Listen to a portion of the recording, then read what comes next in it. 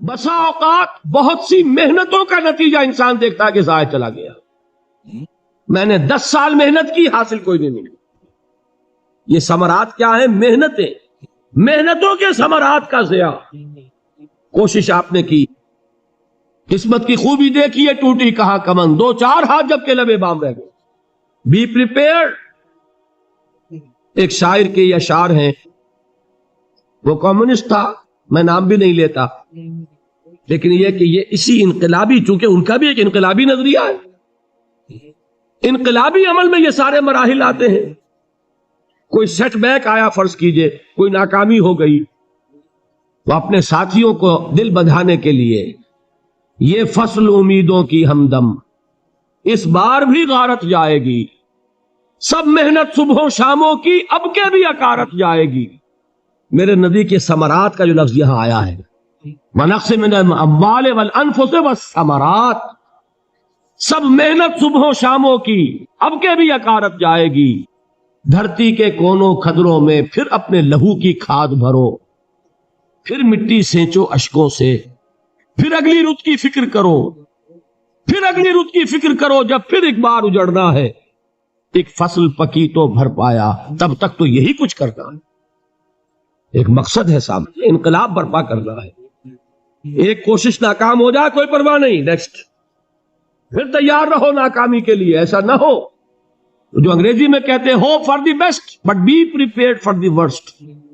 ایسا نہ ہو کہ دوسری مرتبہ ناکام ہو کے بددل ہو جاؤ، تمہاری ہمتیں جواب دے جائیں، نہیں، پہلے سے تیار رہو کہ دوسری مرتبہ بھی ناکامی آئے تو آئے، لیکن جب تک کہ کامیابی حاصل نہیں ہوتی ہمیں یہ کام کیے چلے جائیں۔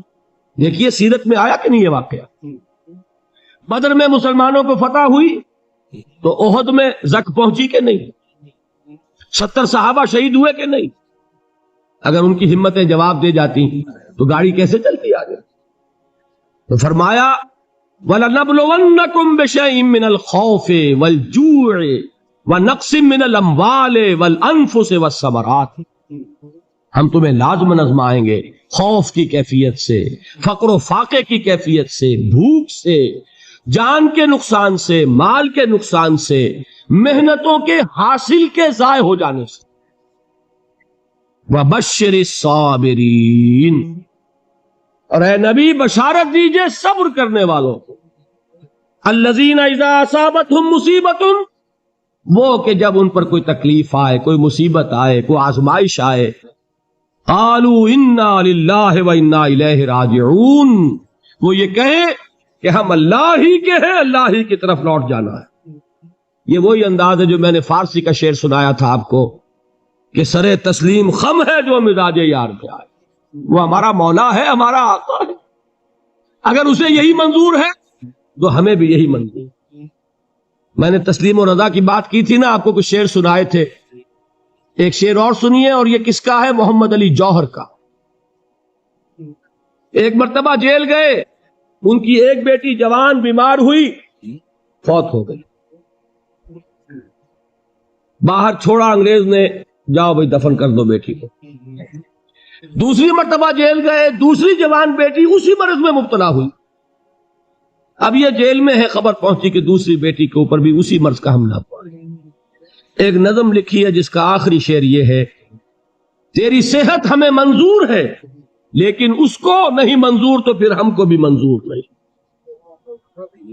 یہ ہے، جب تک یہ کیفیت نہ ہو اس میدان میں آدمی ثابت قدم نہیں رہ سکتا کہ میرے رب کو اگر یہ منظور ہے تو یہی مجھے منظور ہے، اور تیری صحت ہمیں چاہیے تو ضرور، لیکن ہمارے رب کو منظور نہیں تو ہمیں بھی منظور۔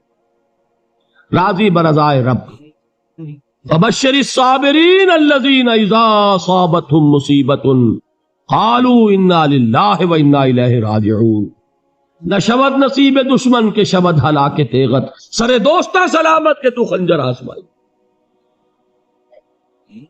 اولئک علیہم صلوات من ربہم ورحمہ، یہی ہے وہ لوگ جن پر ان کے رب کی طرف سے عنایتیں ہیں اور رحمتیں ہیں۔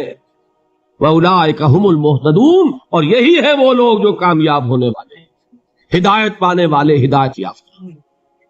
اسی سورہ بقرہ میں ذرا آگے چل کر، یہ تو ہے 20واں رکوع، 19واں رکوع 21ویں رکوع کی پہلی آیت ہے لیس البر ان تولوا وجوہکم قبل المشرق والمغرب ولکن البر من آمن باللہ والیوم الآخر والملائکۃ والکتاب والنبیین وآتى المال على حبه ذوي القربى واليتامى والمساكين وابن السبيل والسائلين وفي الرقاب وأقام الصلاة وآتى الزكاة والموفون بعهدهم إذا عاهدوا والصابرين في البأساء والضراء وحين البأس۔ اب یہ آیت جو ہے سورۃ العصر میں جو مضامین آئے تھے سارے اس میں موجود ہیں۔ وہاں ایمان کا لفظ آیا، یہاں 5 ایمانیات کی تفصیل آ گئی، اعمال کی تفصیل آئی، اور آخری بات وہاں کیا ہے وَتَوَاصَوْا بِالصَّبْرِ، اور یہاں کیا ہے وَالصَّابِرِينَ فِي الْبَأْسَاءِ وَالضَّرَّاءِ وَحِينَ الْبَأْسِ، اور صبر کرنے والے، اصل نیکی ان کی ہے جو صبر کریں، کس میں؟ جنگ کے وقت، ذرائے، بأسائے، بأسا کہتے ہیں فقر اور فاقہ، واحد آئے گا باس تو اس کے معنی جنگ، اور باسا جمع میں آئے گا تو فاقہ، فقر، بھوک، اور ذرائع جسمانی تکلیف، ضرر، جسمانی تکلیفوں میں صبر کرنے والے، فقر اور فاقے میں صبر کرنے والے، اور جنگ کے وقت صبر کرنے والے، اولئک الذین صدقوا واولئک هم المتقون، یہ ہیں وہ لوگ جو صبر کرنے والے ہیں، یہ ہیں جو سچے ہیں، جو اپنے دعوے میں نیکی کے اور ایمان کے صادق ہیں، اور یہی وہ لوگ ہیں جو متقی۔ اگلی سورت ہے سورہ آل عمران، اس میں 2 لفظ آئے ہیں، آخری آیت یا ایھا الذین آمنوا اصبروا وصابروا ورابطوا واتقوا اللہ لعلکم تفلحون۔ دیکھیے یہاں صبر اور صابر جو تعلق جوہد اور جہاد کا ہے وہی ہے صبر اور مصابرت۔ صبر ایک طرفہ عمل ہے، آپ جھیل رہے ہیں، برداشت کر رہے ہیں، صبر علی المعصیہ، صبر علی الطاعہ، صبر علی الابتلاء، یہ سب کیا ہے؟ صبر۔ اور مصابرت کیا ہے؟ صبر کا صبر سے مقابلہ۔ یہ سورہ آل عمران اب وقت نہیں ہے، میں آپ کو سناتا اللہ تعالیٰ نے کیسے کیسے مسلمانوں سے کہا، مسلمانوں تمہیں زک پہنچی ہے تو انہیں بھی تو پہنچی تھی، ان کے 70 نہیں مارے گئے تھے بدر میں، ان کے حوصلے جو ہیں وہ تو پست نہیں ہوئے، وہ اگلے سال آ گئے تم پر چڑھائی کر کے، تم کیوں اتنا برا مان رہے ہو؟ تمہارے دل اتنے زخمی کیوں ہو گئے؟ تمہیں تکلیف پہنچتی ہے تو انہیں بھی پہنچتی ہے۔ اپنی غیرت جو ہے ہمیں ذرا اس کا جائزہ لینا چاہیے۔ لوگ باطل نظریات کے لیے کتنی قربانیاں دے رہے ہیں، لوگ باطل چیزوں کے فروغ کے لیے کتنی محنتیں کر رہے ہیں۔ جیسا کہ میں نے ابھی کہا تھا، اسی غیرت کو چیلنج کرنے کے لیے، ذرا آپ کی حمیت دینی کو جوش دلانے کے لیے، قادیانی نوجوان کتنی تعداد میں اپنے آپ کو دین کے لیے وقف کرتا ہے، اور آپ کتنے نوجوان ہیں جو اپنے آپ کو دین کے لیے وقف کر دیں، اور ہوں وہ کھاتے پیتے گھرانوں کے لوگ۔ یہ نہیں ہے کہ اگر کوئی اور کام نہیں کر سکتا تو پھر یہ ہے کہ وہ دین کے کام میں لگ جائے۔ باصلاحیت لوگ، کھاتے پیتے لوگ، ذہنی استعداد رکھنے والے لوگ، اونچے گھرانوں کے لوگ، وہ وقف کریں اپنے آپ کو دین کے لیے۔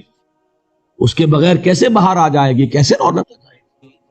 تو دنیا میں باطل نظریات والے جو ہیں، یہ بات کہی گئی ہے، مسلمانوں تم اگر توحید کے لیے لڑ رہے ہو، دیکھتے نہیں ابو جہل کو، اس نے گردن کٹوائی ہے شرک کے لیے، شرک کے لیے گردن کٹوائے، اور تم توحید کے لیے گردن کٹوانے کو تیار نہ ہو۔ اس نے گردن کٹوائی کہ نہیں کٹوائی؟ اور کس طرح کٹوائی ہے؟ جو کہ بڑا متکبر قسم کا، فرعون قسم کا شخص تھا، جب گردن کاٹنے لگے تو کہتا ہے ذرا نیچے سے کاٹنا، تاکہ جب تم نیزے کے اوپر چڑھاؤ میرے سر کو تو اونچا نظر آئے، معلوم ہو سردار کا سر۔ وہ بدبخت مرتے ہوئے بھی جو اس کی کیفیت تھی نا، اس کو ذہن میں رکھی۔ تو یہ اس لوگوں نے قربانیاں دی، جانے دی، تو فرمایا اگر تم ان سے زیادہ قربانی نہیں دو گے، جو نوٹ کر لیجئے اس کو، مجرد اگر حق کو غالب کرنا اللہ کے ذمے ہو تو آنے واحد میں غالب کر دے گا، تمہیں تکلیف ہی دینے کی ضرورت ہے۔ سمجھ رہے؟ کیا اللہ کے مقابلے میں کوئی باطل کی طاقت ٹھہر سکتی ہے؟ یہ تمہارے ایمان کا امتحان ہے، یہ تمہارے خلوص کی آزمائش ہے، یہ تمہارے امتحان کا ثبوت درکار ہے کہ اللہ تعالیٰ دیکھنا چاہتا ہے تم اس کے لیے اپنی جانیں قربان کرنے کو تیار ہو کہ نہیں، تم اس کے لیے تن من دھن لگانے کو تیار ہو کہ نہیں۔ اور یہ جان لو کہ اگر کفار اور مشرکین اور ملحدین اور باطل نظریات والے وہ جو کچھ قربانیاں اپنے باطل نظریات کے لیے دے رہے ہیں ان سے زیادہ اگر تم نہیں دو گے تو حق غالب نہیں ہوگا۔ انہوں نے جو صبر کیا ہے اپنے باطل نظریات پر، اگر تم اس سے زیادہ صبر کا ثبوت نہیں دو گے اپنے اس حق پر تو حق غالب نہیں ہوگا۔ اس لیے فرمایا یا ایھا الذین آمنوا اصبروا وصابروا، نہ صرف یہ کہ صبر کرو بلکہ صبر میں اپنے دشمنوں سے آگے نکلو، ان کے صبر سے بڑھ کر صبر کرو۔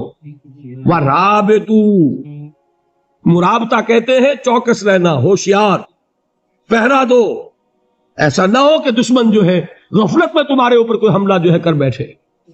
واتقوا اللہ، اور اللہ کا تقوی اختیار کرو، لعلکم تفلحون، تاکہ تم فلاح پاؤ۔